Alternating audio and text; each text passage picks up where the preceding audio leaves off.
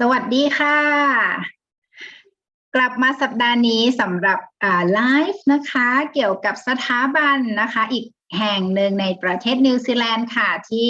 เรียกว่าตอนนี้นะคะปลายปีแล้วสำหรับใครนะคะที่กำลังมองหานะคะสถาบันนะคะในระดับมัธยมศึกษานะคะก็เป็นอีกโรงเรียนหนึ่งที่น่าสนใจนะคะอยู่ในเมืองหลักของนิวซีแลนด์เลยค่ะนั่นก็คือเมืองโอ๊คแลนด์นะคะเมืองโอ๊คแลนด์แห่งนี้นะคะก็เรียกว่ามีความคึกคักนะคะกว่าเมืองอื่นๆค่ะแต่ถ้าเทียบกับกรุงเทพบ้านเราแล้วเนี่ยก็เรียกว่าสงบกว่าพอสมควรเลยทีเดียวนะคะวันนี้ค่ะเราได้รับเกียรตินะคะจากโรงเรียนนะคะ Epsom Girls Grammar School นะคะอยู่ในเมืองโอ๊คแลนด์ค่ะก็เรียกว่าเป็นโรงเรียนหญิงล้วนนะคะในระดับรัฐบาลที่มีชื่อเสียง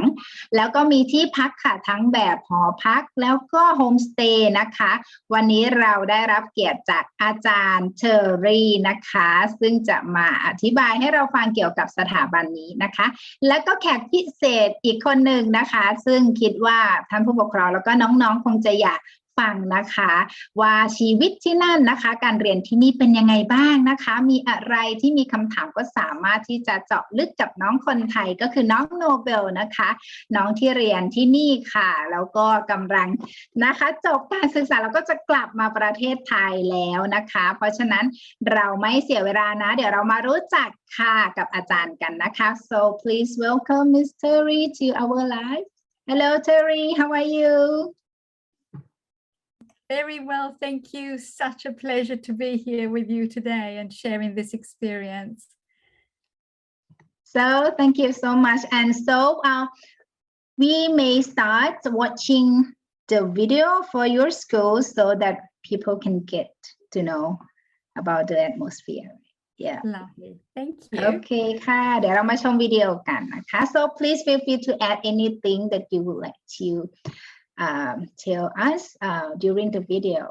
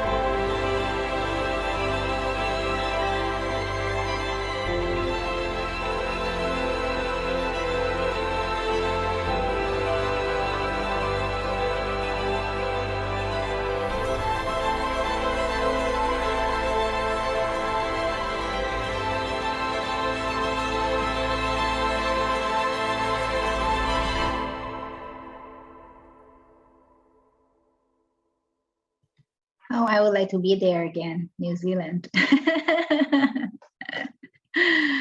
โอเคค่ะและนี่ก็เป็นบรรยากาศนะคะเกี่ยวกับสถาบันนี้นะก็เรียกว่าแบบมีความเป็นธรรมชาติมีความแบบว่าน่าเรียนเนาะเด็กผู้หญิงก็ไม่ได้เรียนแต่ในห้องเรียนหรือเรียนเย็บปักถักร้อยอย่างเดียวนะคะจากที่เห็นว่าแบบว่าสามารถที่จะทำอะไรได้เหมือนแบบผู้ชายเลยนะเพราะฉะนั้นมีวิชาอะไรบ้างเดี๋ยวเรามาดูกันค่ะ so it's over to you Terry Oh, well, sorry. Oops, nope, sorry. Oh, ค่ะ there we go. Here we go. Okay. Oh, no, last one. Apologies. Okay, now you've seen all of the presentation. So could you please share the screen? Is it not sharing at the moment? Not sharing at the moment. I'm sorry. ค่ะน้องโนเบลยังไม่เห็น presentation เนอะ โอเคค่ะระหว่างรอคุณครูนะคะก็ที่นี่เองก็จะมีที่พักนะให้เลือกถึง2แบบค่ะถ้าใครอยากอยู่เป็นโฮมสเตย์ก็ได้หรือว่าเป็นหอพักก็ได้นะคะถ้าเกิดว่าใครมีคำถามอะไรค่ะสามารถที่จะส่งเข้ามานะคะใต้ไลฟ์คอมเมนต์เข้ามาได้เลยนะคะทักทายกันเข้ามาได้นะใครที่แบบเคยไปเรียนเคยไปที่เมืองนี้ที่โรงเรียนนี้นะก็ทักทายได้จะหน้าไมค์หลังไมค์ก็ได้นะคะแล้วก็สอบถามนะคะนอกจากมาทาง Facebook ค่ะ inbox นะคะหรือว่าจะเป็น LINE หรือว่าจะโทรมาก็ได้เช่นกันค่ะ So are you okay, Terry? Yes. Okay, great. He's sharing. Lovely. Okay, well, Jan, thank you so very much for this opportunity to end this study. You are most certainly our very favorite top preferred partners to work with in Thailand. And I just want to thank you for this opportunity to share a little bit about what Epsom Girls Grammar School can do for Thai students. So Epsom Girls Grammar School has a history of over 100 years. And it's a school that we pride ourselves in for its academic achievement,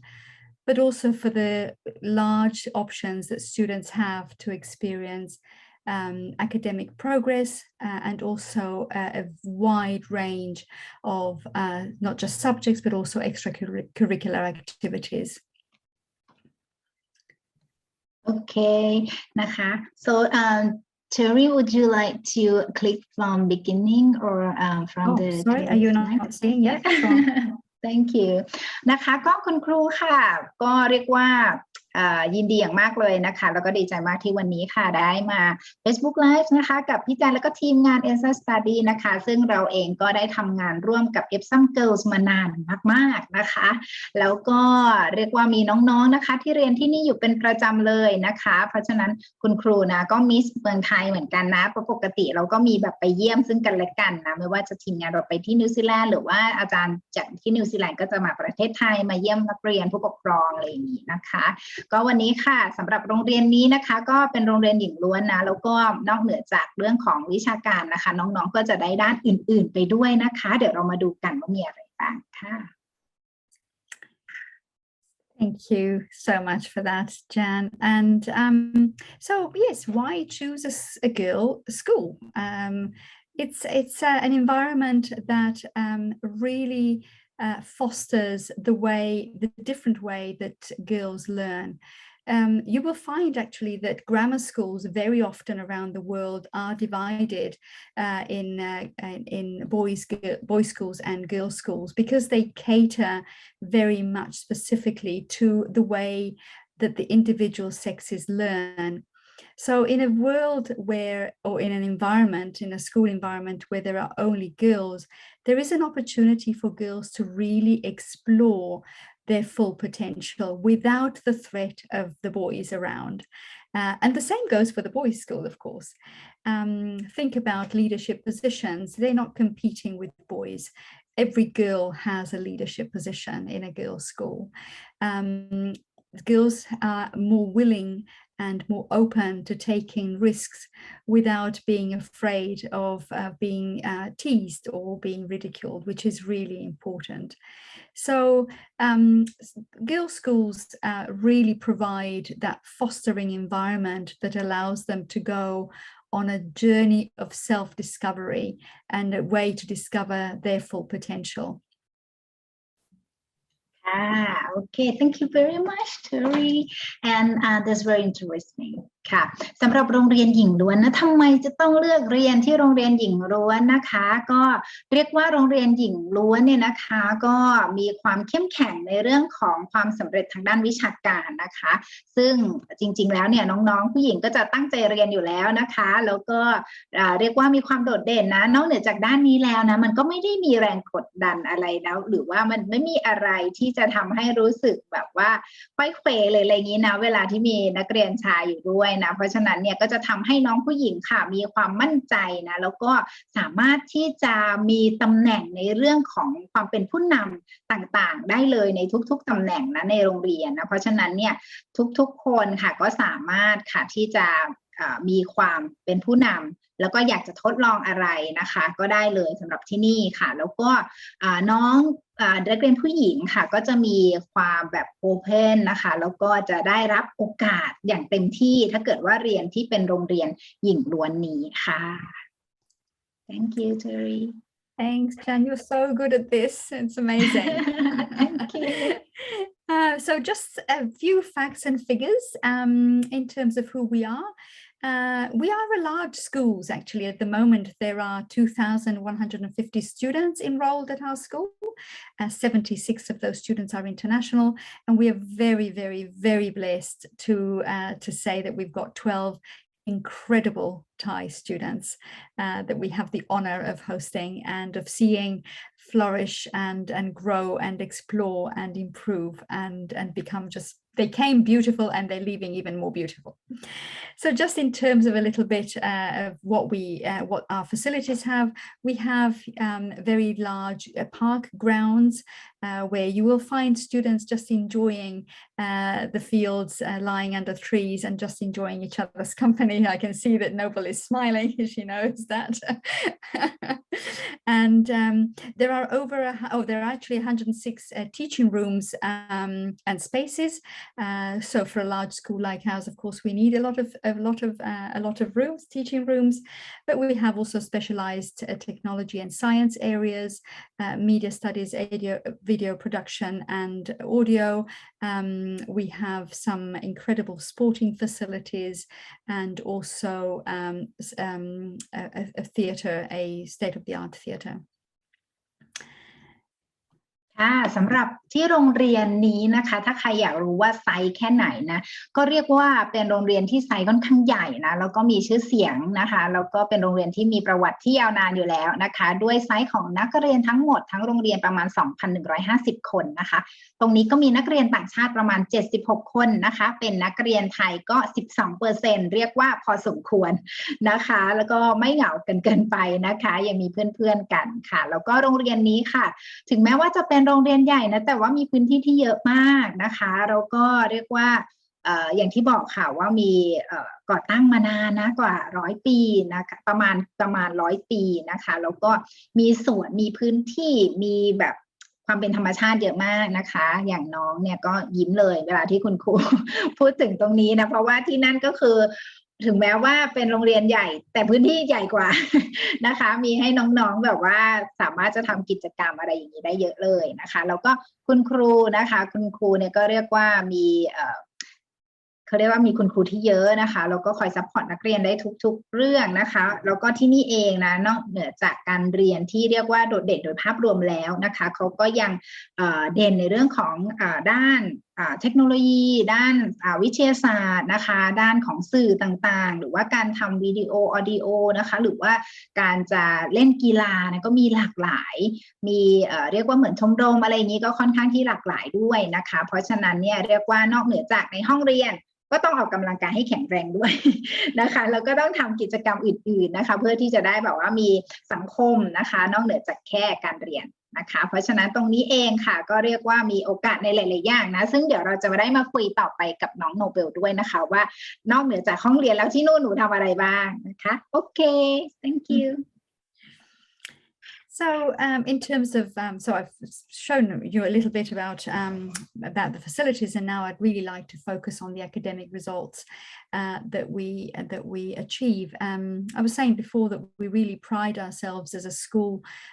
with outstanding academic achievements, and you can see here by the graphs actually that level 2 and level 3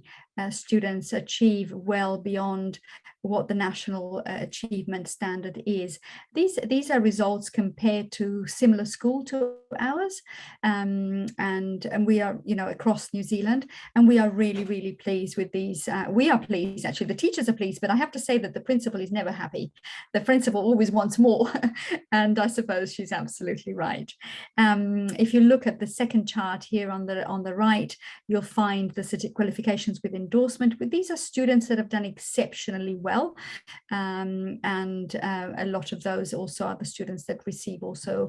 scholarships for universities all over the world. So if you're looking for a school that gives you a really good all-rounded education and a balanced education, definitely Epsom Girls Grammar School is something to consider. ค่ะก็ถ้ามองในแง่ของผลงานนะคะทางการเรียนด้านวิชาการนะคะซึ่งก็อาจจะวัดผลได้ชัดเจนนะคะถ้าเกิดว่าใครอยากจะดูว่าที่นี่เนี่ยมีผลด้านของวิชาการยังไงนะคะอาจจะแคปเจอร์หน้านี้ไปได้นะคะซึ่งถ้าเกิดว่าดูทั้งประเทศนะคะนิวซีแลนด์ค่ะถ้า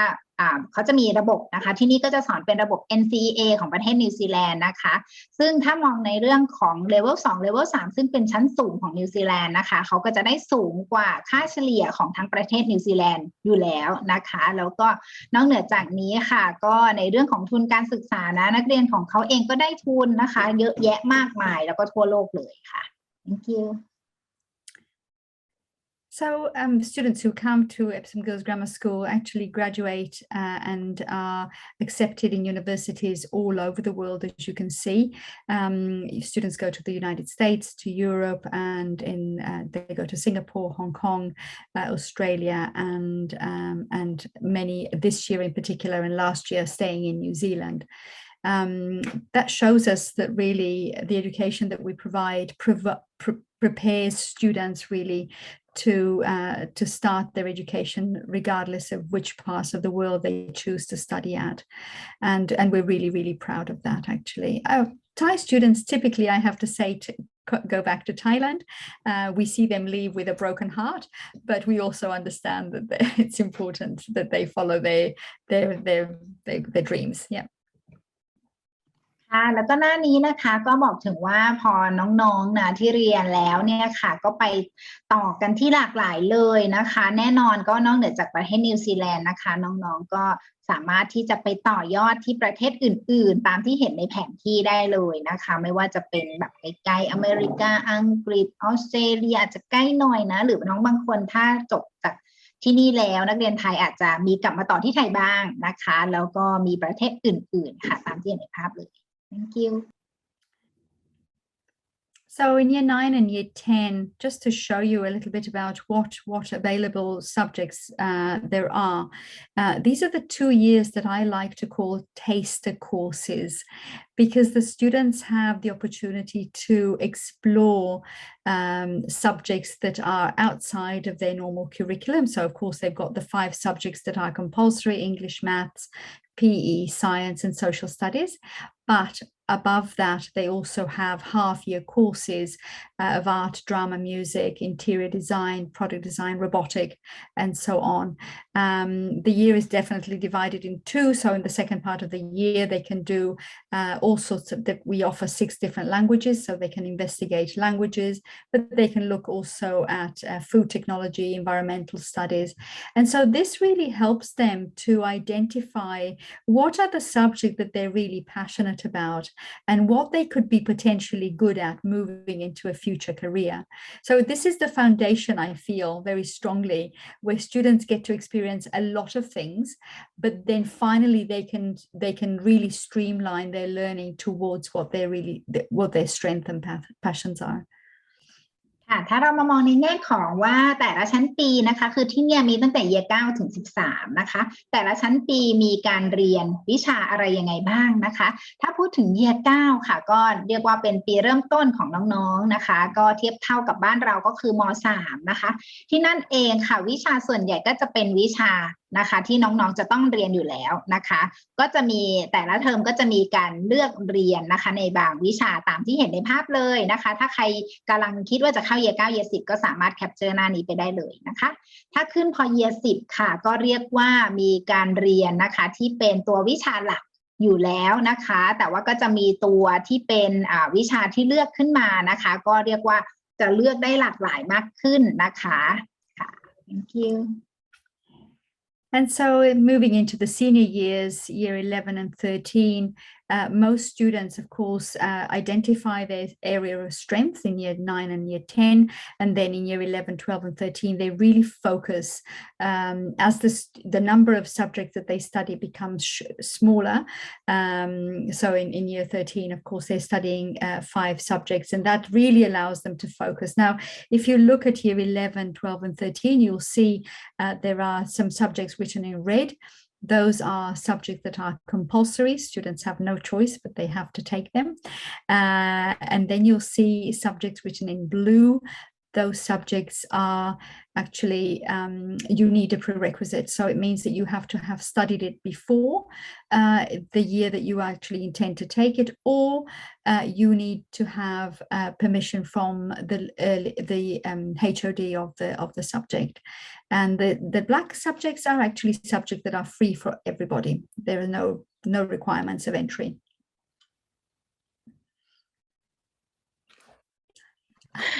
ในแง่ของชั้นปีที่สูงขึ้นนะคะก็คือประมาณyear 11 ถึง year 13 นะถ้าบ้านเรา year 11 คือม5 year 12 ก็คือเทียบเท่าประมาณม6นะคะส่วน year 13 เนี่ยมีขึ้นมาเพื่อสำหรับนักเรียนที่คิดว่าจะเรียนมหาวิทยาลัยต่อนะคะหรือถ้าใครอยากจะจบแบบสมบูรณ์มัธยมที่นั่นก็คือ year 13 นั่นเองนะคะเรามาดูกันว่าเขาบังคับเรียนหรือว่าเลือกเรียนอะไรได้บ้างนะคะถ้าพูดถึง year 11 ค่ะก็จะมีนะคะบังคับตามสีแดงนะคะที่เราเห็นในภาพนะคะแล้วก็ส่วนyear 12 นะคะก็จะบังคับน้อยลงมานะคะแล้วก็ year 13 เนี่ยไม่บังคับเลยนะคะส่วนสีน้ำเงินนะคะก็คือวิชาที่เราสามารถเรียนได้แต่อาจจะต้องเรียนมาก่อนหน้านี้ถ้าเกิดว่ามันมีตัววิชาที่ต้องเรียนในเลเวลก่อนหน้านี้นะคะแล้วก็หรือได้รับการอนุญาตนะคะนั่นหมายถึงคุณครูอาจจะคือสัมภาษณ์ทดสอบก่อนแหละว่าเราสามารถจะเรียนได้หรือเปล่าในเลเวลนั้นๆนะคะแล้วก็สีดำค่ะก็ไม่บังคับหมายถึงว่าเลือกได้นะคะโดยที่ไม่ต้องมีการเรียนมาก่อนล่วงหน้านะคะค่ะอันนี้ก็เอาไว้ดูนะคะไว้ดูว่าเราแบบว่ามีอะไรให้เลือกเรียนบ้างหรือว่าจะต้องเรียนอะไรบ้างนะคะซึ่งตรงนี้มีส่วนสำคัญในการที่จะวางแผนการเรียนต่อไปค่ะ Thank you So we talked at the beginning of this meeting, we talked about how important it is to have an education that is all-rounded and also balanced. So we really believe in having students contribute and participate in school life and in the life of the community. And one good way that they can do that is by joining a sport. So Epsom Girls Grammar School is also known for participating and competing at national level in many of these sports. There are 42 sports altogether. And so there's, choice for many to pick something and find something or to try something that they haven't tried before. One of the reasons for which you'll see that most of these sports actually are team sports is because we really believe in sharing and building that atmosphere of collaboration. It's when you're playing a sport on your own, you tend to focus more on yourself, but when you're playing as a team, you look after each other. So it's about that caring and that building and looking after each other and collaborating together. So we want to instill that spirit into our students. โอเคที่นี่ค่ะในด้านของกีฬาค่ะก็ไม่น้อยหน้าไปกว่าโรงเรียนอื่นๆเลยนะคะมีมากถึง42ตัวเลือกนะคะซึ่งหลายๆกีฬาค่ะก็จะเป็นกีฬาทีมนะคะซึ่งคุณครูก็บอกว่าที่นั่นให้ความสำคัญนะคะค่อนข้างเยอะเพราะว่านอกเหนือจากกีฬาที่เราเล่นเองแล้วเวลาเราเล่นกีฬาเป็นทีมเนี่ยค่ะก็เรียกว่าเราจะได้พัฒนาทักษะที่มีความจำเป็นในยุคนี้นะคะแล้วก็ยุคอนาคตด้วยนั่นหมายถึงการที่เราจะเข้าใจนะคะแล้วก็สามารถที่จะทำงานกันเป็นทีมนะคะทำงานร่วมกับคนอื่นได้เพราะว่าออกจากโรงเรียนไปแล้วเนี่ยเราก็ยังจะต้องไปทำงานนะคะแล้วก็ทำงานร่วมกับคนอื่นด้วยนั่นเองค่ะ Thank you But we also understand that sport is not for everybody. So there are opportunities to collaborate, participate, and contribute in other areas of the school. So there are many learning groups and clubs. In fact, there are about 80 clubs that you can choose from, and this is just a small selection that you can look at just to have an idea. So from animal rights to sustainability, to World Vision, to the library, and so on. นอกเหนือจากกีฬานะคะบางคนอาจจะไม่ใช่ทางของตัวเองเท่าไหร่นะคะก็จะมีการเข้าคลับนะคะซึ่งมีมากถึง80คลับหรือว่าการเป็น learning group ต่างๆด้วยนะคะเพราะฉะนั้นเนี่ยในรายการเนี่ยเราลองดูนะคะว่าเราเองเนี่ยเข้ากับการเรียนรู้นะคะนอกห้องเรียนแบบไหนนะคะอยากจะเข้าชมรมเข้าอะไรนะคะสามารถที่จะจอยได้เลยนะคะ so any student can also play sports and also join the groups right That is correct yes จะเล่นกีฬาด้วยจะเข้าคลับไปด้วยนะคะคือจัดสรรเวลาได้ยังไงก็คือทำได้หลายๆอย่างด้วยค่ะโอเค thank you And if you're not into that, then you might be a student like our beautiful Noble, who is you could be interested in the music and expand on your talent. If you come that you already have a talent, then you can really expand on that. Have many opportunities to perform. We teach 16 different instruments in the music department, and in the arts, there are incredible opportunity of performing on stage. And whether it is dramas or whether it's a production, I'm sure that Noble will be able to expand on that. She's an expert in all of that. And the cultural group is something that we're really, really proud of celebrating cultures from all over the world. But these cultures that you see on screen now are the ones that are really established. And of course, we have a really strong and amazing Thai group, and the international students love participating in that. In terms of the community, that is actually service to the community, whether it's the school community or outside the community. There's volunteering that's really, really strong. Again, very important to not just come to New Zealand to consume, but really to give back to the community and really to integrate and really contribute is really important to us. ก็นอกเหนือจากกีฬานอกเหนือจากเรื่องของคลับต่างๆนะคะก็ยังมีเรื่องของ Arts and Culture นะคะก็คือไม่ว่าจะเป็นดนตรีดราม่านะคะการแสดงการละครนะคะแล้วก็เรื่องของกลุ่มที่เกี่ยวกับเรื่องวัฒนธรรมประเทศต่างๆในโซนต่างๆนะคะยกตัวอย่างน้องโนโบนะคะน้องโนโบที่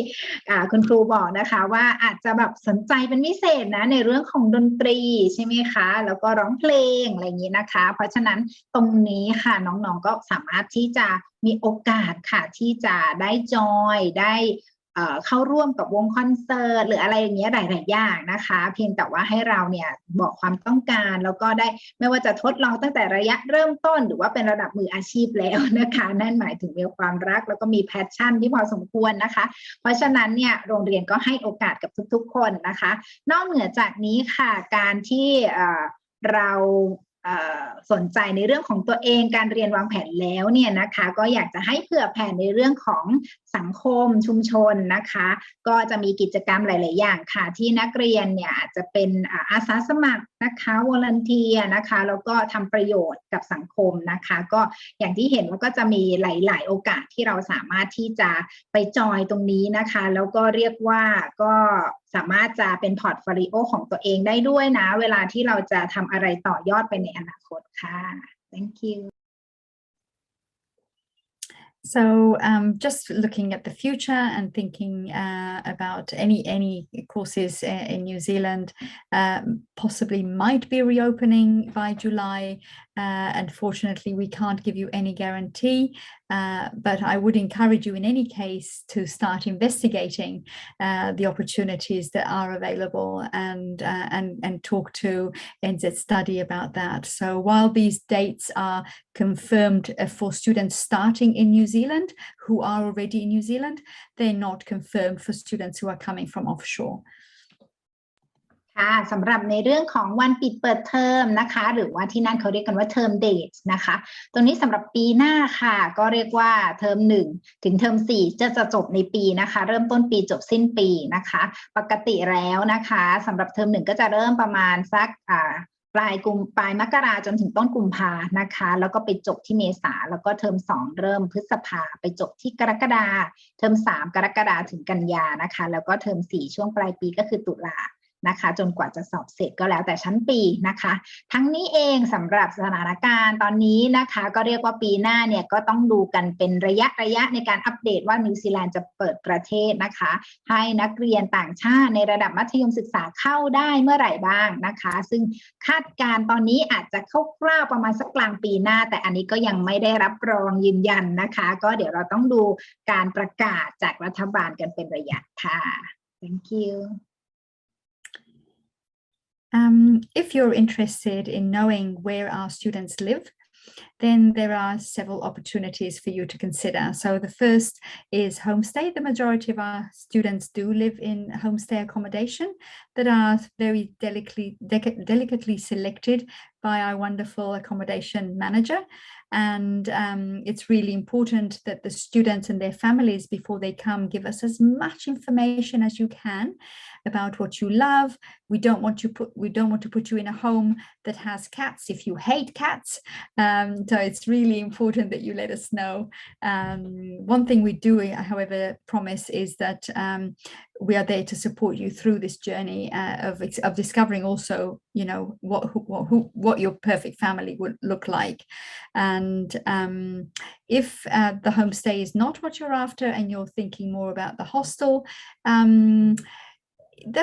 is an interesting combination. It's not, I would recommend thinking about it very carefully. It's not for everybody. It's quite different from a homestay.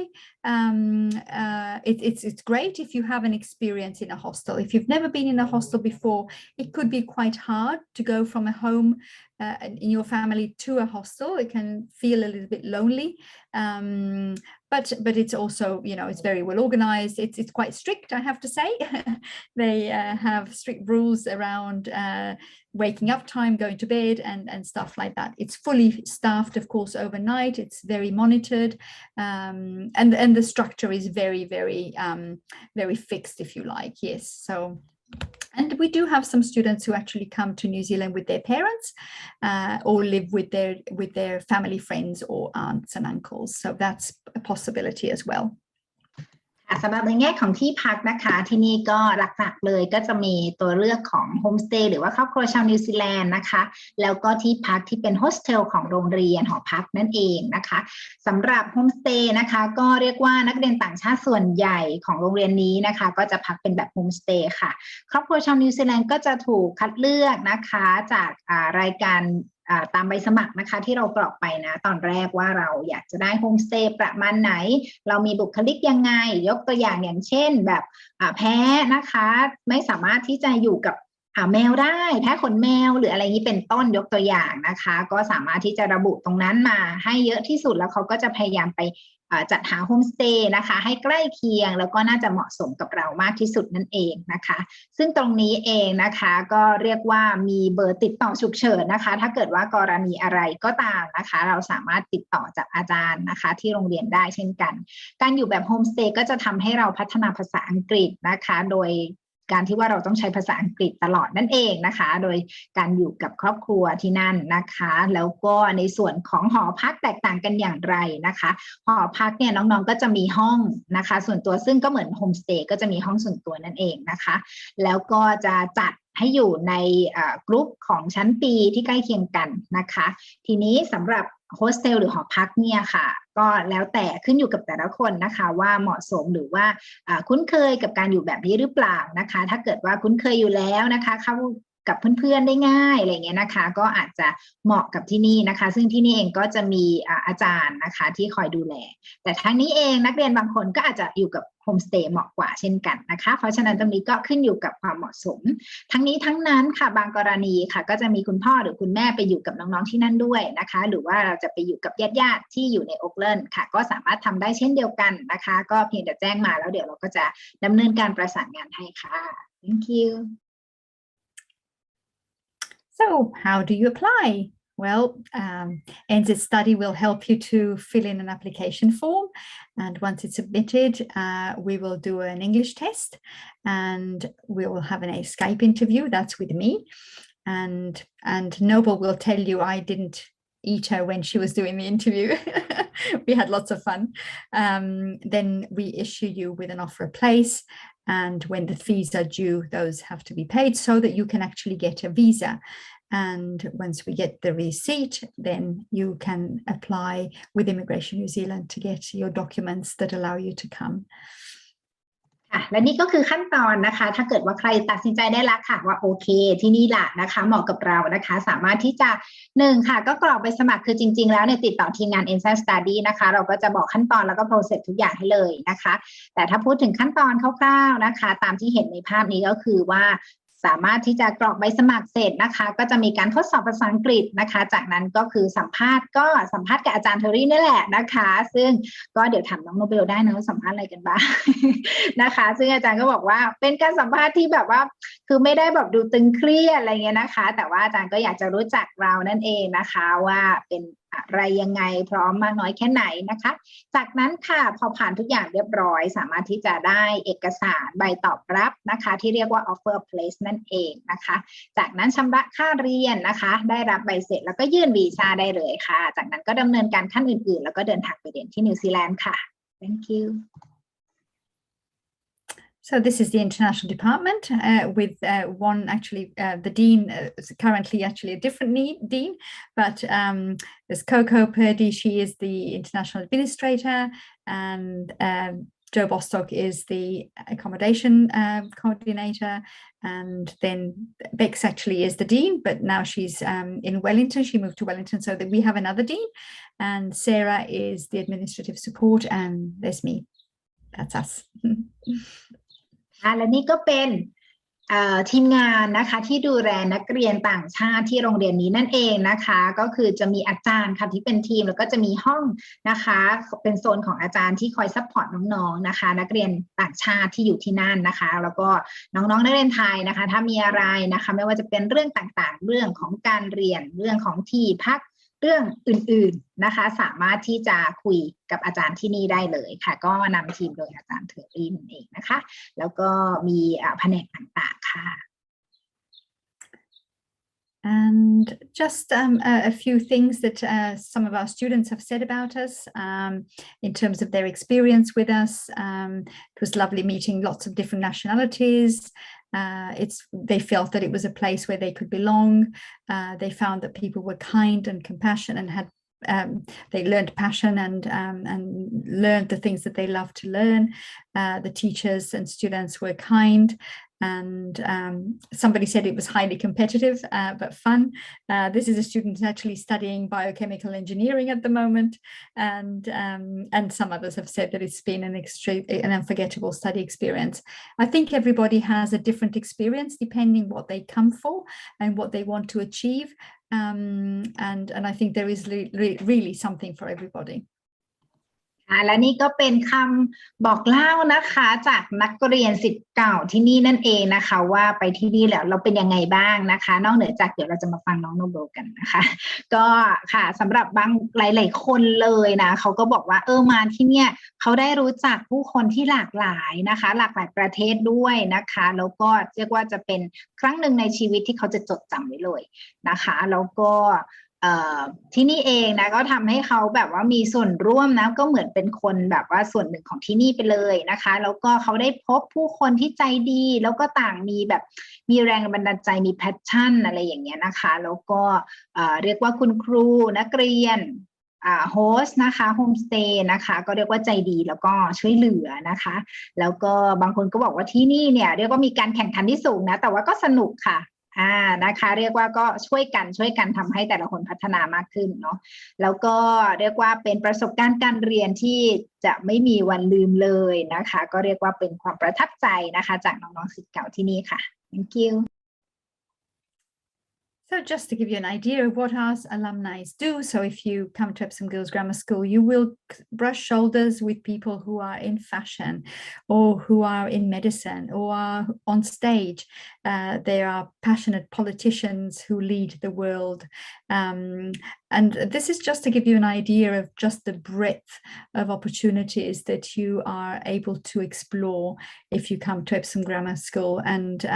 another thing that's really important is that these people actually are part of the Old Girls Association. This is an association that connects all the old girls from Epsom Girls Grammar School in the world. So it's a great opportunity to be an alumni. It's quite a prestigious thing to be an alumni. And yes, and it gives you, it opens doors, really.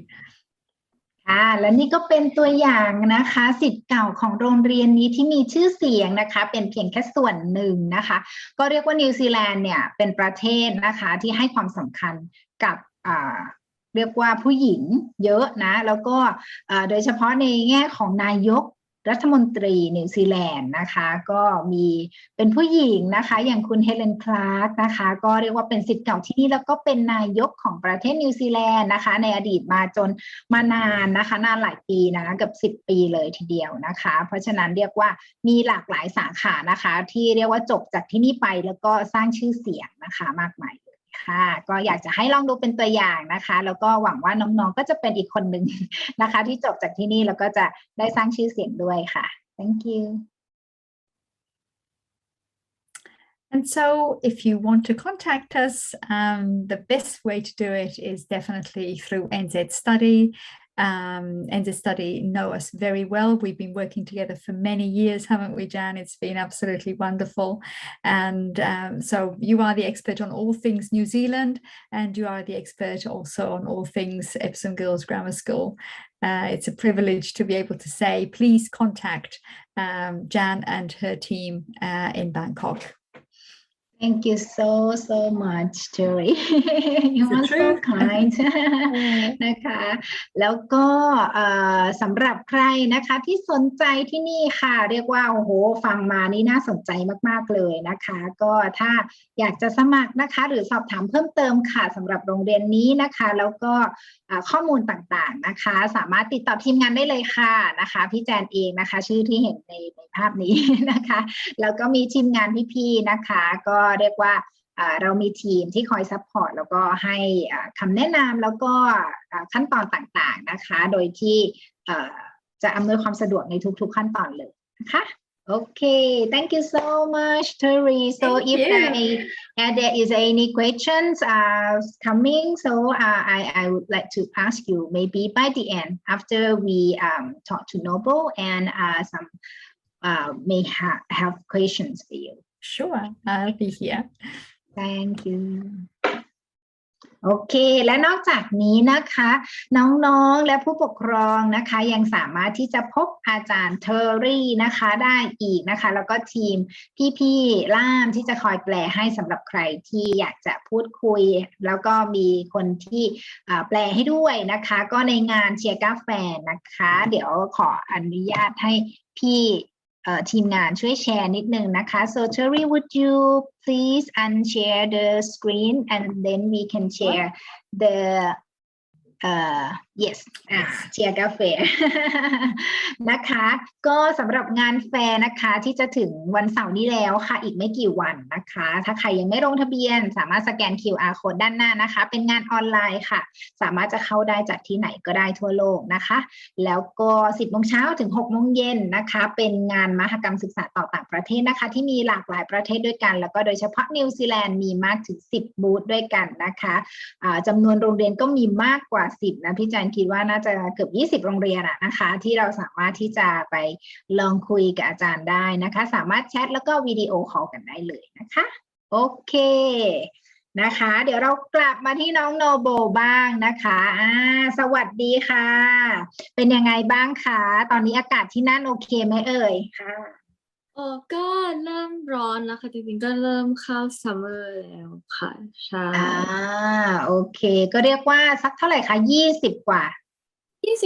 าองศาค่ะเดี๋ยวหนูเช็คให้เลยได้กำลังสบายแบบเหมือนเปิดแอร์ทั้งเมือง อะไรประมาณนี้องศาโอเค21 องศาเรียกว่าแบบอิจฉาเล็กน้อย นะคะโอเคสำหรับที่นี่นะคะก็เดี๋ยวให้น้องเล่าให้ฟังนิดนึงเนาะว่าไปไงมาไงนะคะตอนแรกไปเรียนระยะสั้นก่อน ใช่ค่ะคือหนูได้มีโอกาสว่าได้ทุนจากทาง NCEA Study นะคะให้มาเรียนsummer program 1 เดือนที่อีกโรงเรียนหนึ่งก็คือ Skill Grammar School ค่ะใช่แล้วก็พอสักพักหลังจากที่หนูเรียนที่Skill หนูก็แบบติดใจอะไรอย่างเงี้ยค่ะก็เลยได้มีโอกาสมาลองสอบกับทาง Epsom Girls Grammar School อะไรอย่างเงี้ยค่ะคือโฮสต์ก็แนะนำว่าอยากให้มาลองเรียนที่นี่อะไรอย่างเงี้ยค่ะเพราะว่า ค่ะ ผมที่นี่ก็คือจะดีกว่าเพราะเป็น girls school ได้แบบทำหลายๆอย่างมากว่า โอเค ทางน้องที่คือดีแต่ว่าก็จะเป็นชายหญิงอะไรอย่างเงี้ยค่ะเราก็อาจจะเรียกว่าแต่ละคนอาจจะเหมาะกับโรงเรียนประเภทต่างๆ ซึ่งเราเองเนี่ยการอยู่ Girls School เนี่ยเรียกว่าน่าจะทำให้เราได้ใช้ศักยภาพที่มากขึ้นโอเคพอมาอยู่แล้วเป็นไงบ้างคะชีวิตแต่ละวันโหก็คือแบบว่าเพื่อนได้เพื่อนเยอะมากๆอะค่ะแบบว่าคือได้เพื่อนจากแบบจริงๆก็คือเรียกว่าแทบจะเป็นรอบโลกเลยก็ได้อะไรเงี้ยค่ะเพราะว่าเหมือนทางโรงเรียนก็มี international student ค่อนข้างมากแล้วก็รวมไปถึงเพื่อนกีวีเพื่อนมารีอะไรอย่างเงี้ยค่ะได้แบบแลกเปลี่ยนกันในหลายๆเรื่องอะไรเงี้ย อยู่ที่นั่นหนูต้องตื่นกี่โมงต้องเรียนอะไรทำยังไงบ้างคะแล้วก็ชีวิตเป็นไงเรียนหนักไหมหรือว่ามันต่างกับเมืองไทยยังไงค่ะสำหรับหนูเหรอคะคือทุกวันหนูจะตื่นประมาณ8 โมงอะไรอย่างเงี้ยค่ะเพราะว่าคือที่บ้านอะค่ะอยู่ใกล้กับโรงเรียนค่อนข้างอะไรเป็นอย่างเงี้ยสวรรค์เลยเนาะไม่ต้องตื่นเช้าแบบตี 5-6 โมงอะไรอย่างนั้นใช่ค่ะอ๋อคือทุกบ้านหลายโฮมสเตย์ที่หนูได้ไปอยู่มาอะไรอย่างเงี้ยค่ะก็คือจะตื่นประมาณ8 โมงเพราะว่าคือจริงๆจะเดินก็ได้หรือว่าจะนั่งรถบัสมาก็ได้อะไรอย่างเงี้ยค่ะเพราะว่าสะดวกสบายมากๆก็คือรถบัสก็คือมาส่งถึงหน้าโรงเรียนเลยอะไรอย่างเงี้ยค่ะ มีเป็นสคูลบัสใช่ไหมคะไม่ใช่ค่ะเป็นบัสเอาบัสของทั่วไปได้เลยไปใช่ไหมเลยเพราะเมืองนี้ก็คือสะดวกในการเดินทางอ่าอ่ก็คือรถบัาสก็คือสต็อปของรถบัสนี่ก็คือตรงกันข้ามแบบว่ากัอ่บโรงเรียนาเลยอะไรอย่างเงี้ยค่ะใช่อ่าแล้วเริ่มเรียนกี่โมงคะเริ่มเรียนประมาณ8:35ค่ะเป็นเข้าห้อง tutor class ค่ะใช่อ่าโอเคแล้วแต่ละวันนี้คือเรียนตั้งแต่8 โมงครึ่งเนาะจนถึงสักประมาณถึงกี่โมงคะสักบ่าย 3โมง 15ค่ะใช่โอเคค่ะแล้วแต่ว่าในถ้าใคร ระหว่างวันนี้เป็นยังไงคะค่ะแต่ว่ามันหมายถึงว่าถ้าแล้วแต่คนด้วยค่ะเพราะว่าถ้าอย่างของหนูอย่างเงี้ยค่ะหนูไม่ได้มีคลับที่จอยอะไรอย่างเงี้ยค่ะก็สามารถกลับอืบ้านได้เลยหรือมไปแฮงเอาท์กับอ่เพื่อนต่อาแต่ว่าคือช่วงกลางปีหนูมีจอยเป็นสกีคลับอะไรอย่างเงี้ยค่ะก็จะมีแบบว่าอ่นั่งาคุยกันอะไรอย่างเงี้ยค่ะแล้วก็เอ่อมีไปซ้อมสกีด้วยอะไรอย่างเงี้ยค่ะใช่ โอเคค่ะวันหนึ่งก็เรียนสักประมาณกี่วิชาคะประมาสี่วิณชาได้ไหมห้าห้า5 วิชาอ่าค่ะโอเคตารางเรียนเขาเป็นลักษณะยังไงคะจันทร์ถึงศุกร์หรือว่าวัน 1 ถึงวัน 6หรือยังไงคะ เป็นจันทร์ถึงศุกร์ค่ะเราก็จัดตารางเรียนตามนั้นเนาะใช่ส่วนถ้าบางคนแบบมีกีฬามีซ้อมดนตรีมีคลับก็คือหลังเลิกเรียนก็คือหลังบ่าย 3 โมง 15ใช่ค่ะหรือจริงๆจะเป็นตอนก่อนเข้าเรียนก็ได้ค่ะคือเพื่อนบางอ่คนหรือาอะไรเงี้ยค่ะก็จะมาตอนเช้าก่อนถ้าสมมุติว่ามีเพอร์ฟอร์มตอนช่วงลัอืนช์อะไรหรือมว่าช่วงแบบว่าก่อนพีเรียดแรกๆอะไรเงี้ยค่ะก็จะมานั่งซ้อมกันก่อนอะไรเงี้ยค่ะอ๋อแล้วก็จริงๆก็ค่ะได้เย็นก็ได้ใช่ พูดถึงตรงนี้น้องโนเบลทำกิจกรรมอะไรบ้างคะโหเยอะโอ้มากเลยเยอะใช่ไหม เยอะมากค่ะคือหนูทค่ะำเป็นส่วนใหญ่แล้วก็จะมีมิวสิกอะค่ะมิวสิกก็อ่จะเป็นาแต่แขนงออกไปเป็น performing อะไรอย่างเงี้ยค่ะ performing จะเป็น solo performing แล้วก็จะมีเป็นของวงประสานเสียงก็คือ choir ที่โรงเรียนอะไรอย่างเงี้ยค่ะซึ่ง choir ก็โรงเรียนก็คือพาเราไปแบบว่าแคมป์เป็นเหมือนแบบว่า singing camp อะไรอย่างเงี้ยค่ะที่ ไปนอนค้างอะไรอย่างเงี้ยค่ะก็คือสนุกมากๆอะไรอย่างเงี้ยค่ะแต่ว่าก็ต้องแลกมาด้วยความเหนื่อยเพราะว่าเราจะต้องซ้อมเพลงทั้งหมดเพื่อที่จะนำไปแข่งในสิ้นปีช่วงแบบว่าเดือนจูนตุลาแล้วก็แบบว่าถ้าไม่มีโควิด September ก็คือจะไปอีกที่หนึ่งด้วยอะไรอย่างเงี้ยค่ะค่ะก็จะ ซึ่ มี งไม่นาน แบบว่าการแข่ง ค่ะ ค่ะ ไม่นานนี้ก่อนหน้าที่เราจะไลฟ์กันวันนี้ค่ะ พี่ๆก็มีลงเรื่องของน้องโนเบลไปนะคะ ยังไงเดี๋ยวพี่ทีมงานจะเอาลิงก์ของโพสต์นั้นนะคะ มาใส่ไว้ใต้ไลฟ์นี้ค่ะเผื่อว่าใครๆอยากจะลองเข้าไปชมดูนะคะ ไหนบอกเล่าประสบการณ์นิดนึงค่ะว่าคือเรารู้ตัวเองอยู่แล้วว่าเราชอบด้านนี้หรือว่าเราไปค้นพบยังไง แล้วเราจอยยังไงอะไรอย่างนี้ค่ะ คือจริงๆแล้วด้วยตัวหนูเองหนูชอบร้องเพลงอยู่แล้วค่ะแล้วก็ชอบมิวสิกอยู่แล้วอะไรอย่างเงี้ยค่ะแต่ว่าทางโรงเรียนก็คือช่วยทุกอย่างเลยค่ะแล้วก็ international นี่คือแบบว่าเป็นจุดเปลี่ยนจุดสำคัญของหนูเลยก็คือMiss Terry แล้วก็คุณครูหลายๆคนได้ส่งคลิปที่หนูร้องเพลงไปให้คุณครูมิวสิกก็เลยทำให้ได้เข้าไปจอยไฟเออร์อะไรอย่างเงี้ยค่ะใช่เพราะว่าบางไฟเออร์ก็ต้องมีออดิชั่นอะไรอย่างเงี้ยค่ะแต่ว่าคือหนูไปออดิชั่นรอบเดียวแล้วหนูผ่านเลยอะไรอย่างเงี้ยโอเค เรียกว่าการซัพพอร์ตจากคุณครูนี่สำคัญมากๆเหมือนกัน ใช่ค่ะ โอเค แล้วก็ thank มี you very much แล้วก็มีไอ้นี่ด้วยค่ะอันที่มารู้ทีหลังว่าชอบมีเป็นดราม่าค่ะคือเพิ่งเรียนปีนี้ด้วยค่ะใช่แล้วก็คือโรงเรียนเต็มที่มากๆอะค่ะเกี่ยวกับโปรดักชันอะไรอย่างเงี้ยค่ะคือให้โปรดักชันเป็นของเยียของเราเลยอะไรอย่างเงี้ยค่ะแล้วก็หนูเป็น international student คนเดียวที่ได้มีโอกาสเข้ามาจอยใน โอ้สุดยอด โปรดักชันนี้อะไรอย่างเงี้ยค่ะเป็นโปรดักชันของเยียเราเลยอะไรอย่างเงี้ยค่ะแล้วก็ได้บิ๊กโรด้วยค่ะ โอ้เยี่ยมมากๆนะคะ so thank you very much Terry and international team oh It's sorry been such a privilege thank you to very much Terry and international team because you're so support for Noble for the choir right and then and production. yeah and Noble can try new things like drama as well. She's absolutely amazing. I don't know if she shared with you about the Fear night. Oh yes. That was just honestly, it's actually I think it's world class the way that they performed. It was really breathtaking, and my team, we were all there and we were all screaming and like children in a concert. You know, it was just amazing. Yeah, but that was all of the Thai students were involved in that, and not just in the Thai performances, but actually there was Filipino.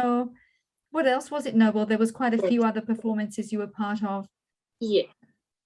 I was only in the Thai group, but probably they got a lot. Like the Hook Islands, the Hakka Maoris, and Filipinos, and I think Japan and Korea. Yes. Yeah. Jasmine did quite a few. She's got a lot. Yeah. Okay, great. You know, Jan, it's our joy. It's a privilege to be able to be part of their lives, of the students' lives, and it means also going to their performances and cheering for them and supporting them and just being there. It's so important. Thank you so much. You are like a big mama. นะคะก็เรียกว่ามีส่วนสำคัญนะสำหรับการดูแลนักเรียนต่างชาติเนาะค่ะโอเค so น้องโนเบลสำหรับชีวิตนอกห้องเรียนล่ะคะเสาร์อาทิตย์ทำอะไรนอกเวลาเรียนทำอะไร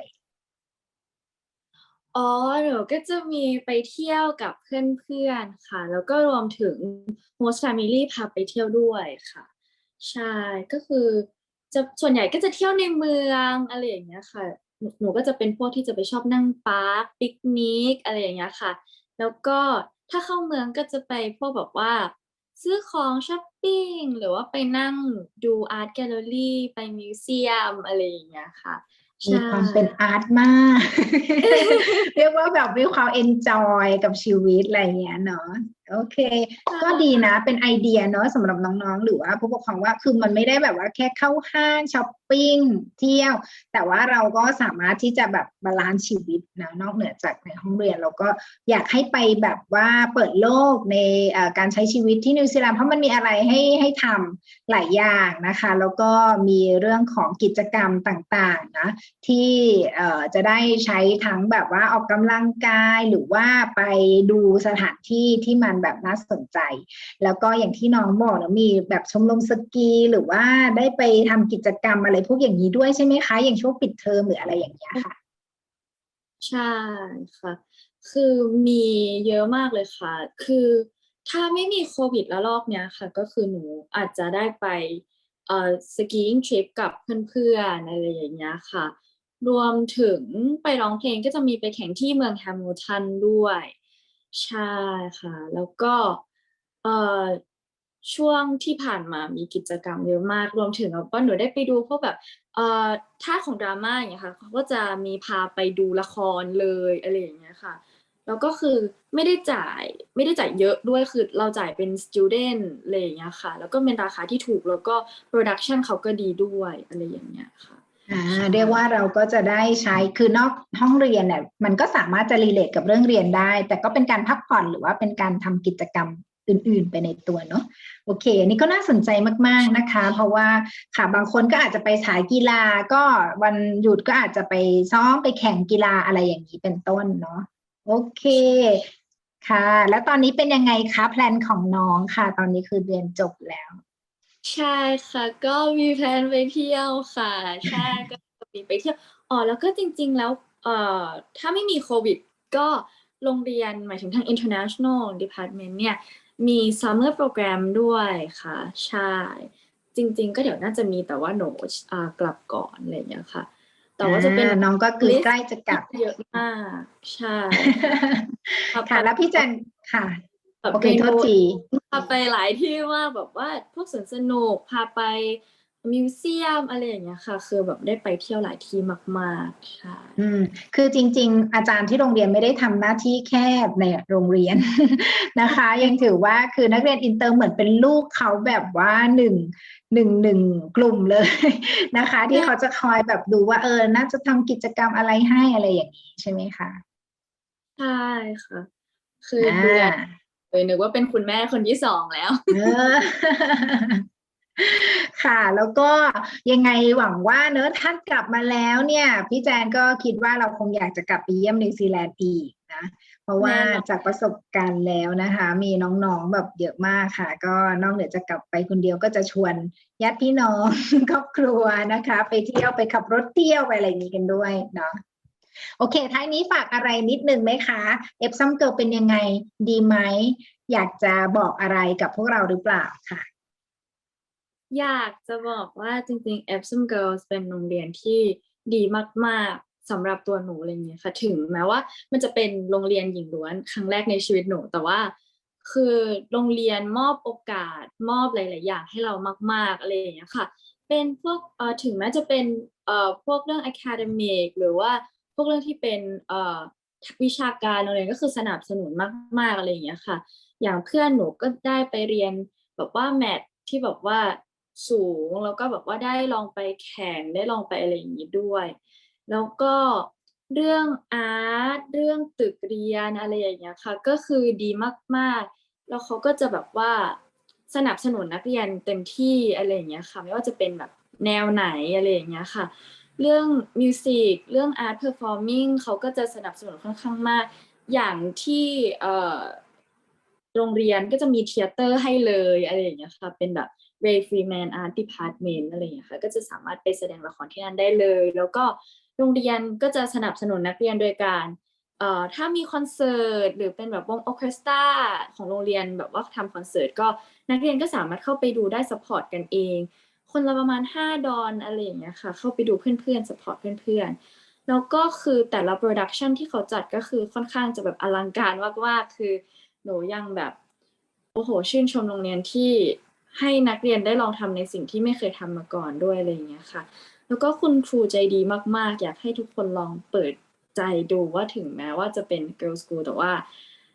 เขาใส่ใจเราจริงๆอะไรอย่างเงี้ยค่ะ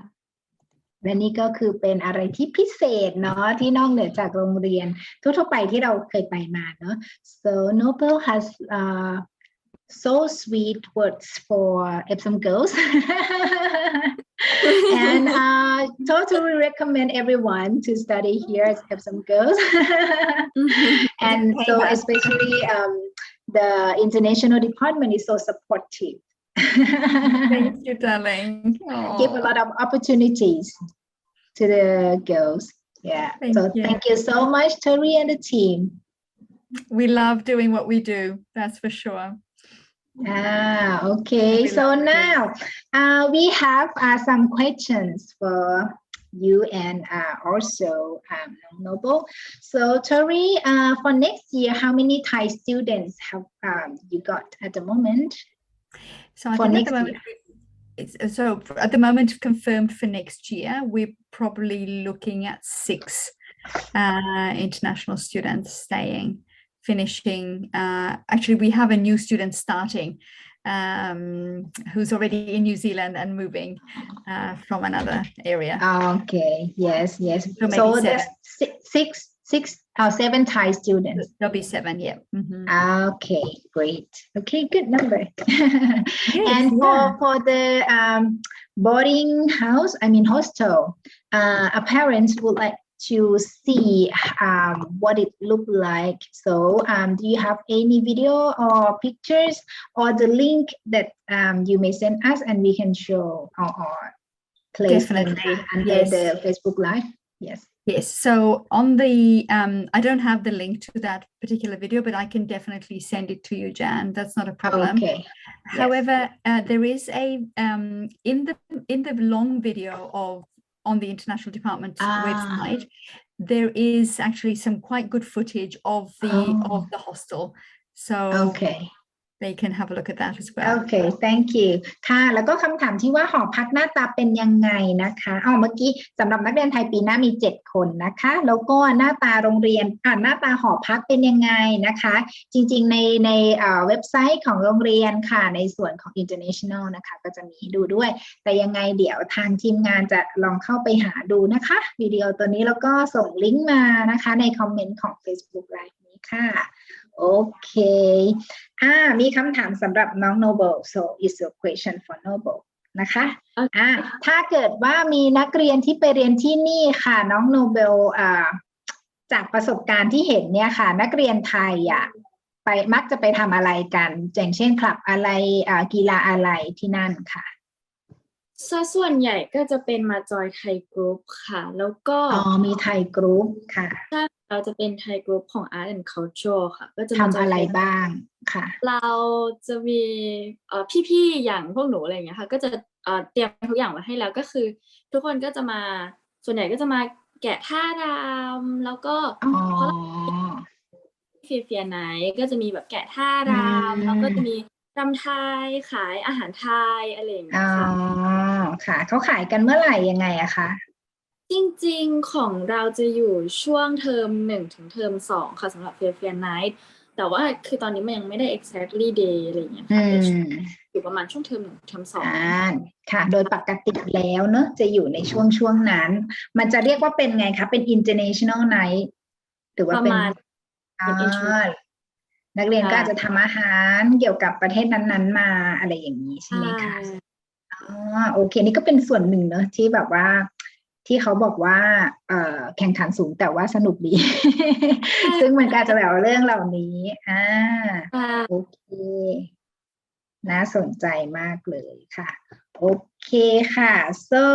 there's only few questions at the moment so I am sure that there will be more and some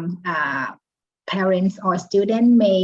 look forward to meeting you at the Tia Cafe on this Saturday.